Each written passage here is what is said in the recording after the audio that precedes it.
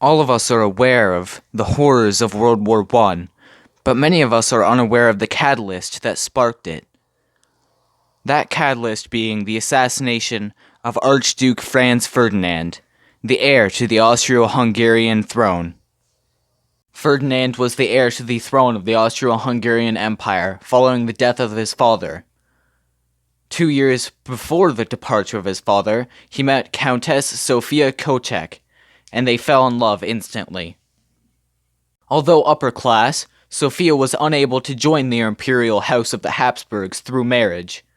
However, the emperor blessed them in 1899 to be allowed to marry, as long as their kids could not be heir to the Austro-Hungarian throne.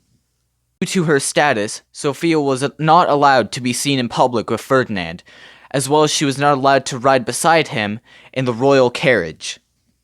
On June 28, 1914, Gavrilo Princip, a Serb with a deep hatred of the Austro-Hungarian Empire, along with help from other members of the Black Hand, shot Sofia and Ferdinand to death. The goal of Gavrilo and his associates was to break off the Austro-Hungarian Empire from its southern states. As expected, this action did not go over well with the Austro-Hungarian Empire. They soon declared war on Serbia due to the actions of the Black Hand, resulting in a direct cause to World War I. On June 28th, Ferdinand and his motorcade were in the Bosnian town of Sarajevo when the first assassination attempt took place. Little did he know that there were multiple assassins stationed across the road his motorcade was driving down, although only one of them acted. As Ferdinand's motorcade drove by, the assassin named Nejevko Kabronovic lobbed a small explosive towards his vehicle. Luckily for Ferdinand, the explosive bounced off the folded-up roof and landed in the street behind him, exploding only to injure multiple civilians on the roadside. Using our high-tech recreation software, we are able to recreate what the situation may have looked like.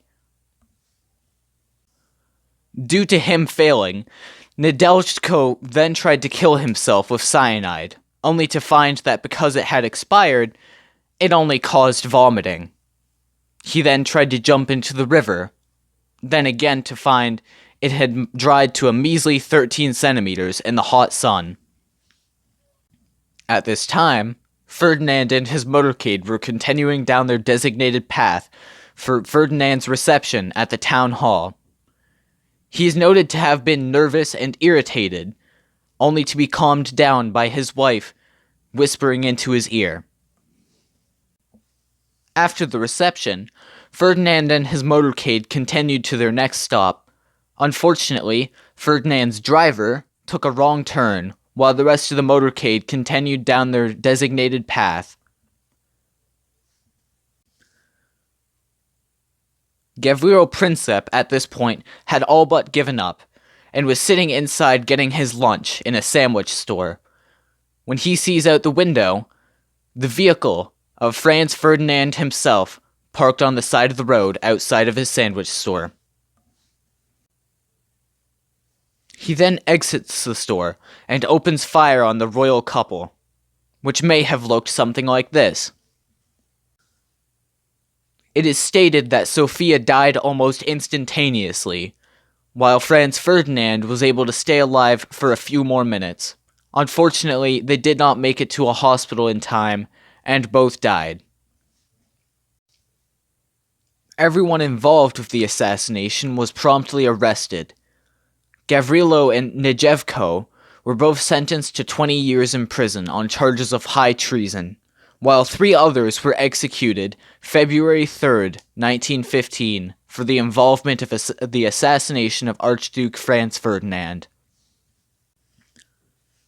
The arrests of Gavrilo Princip and Nejevko may have looked something like these. Due to the actions of these 2 men, and those who helped them, 40 million people were injured or killed worldwide in the conflicts that sprouted up from the assassination.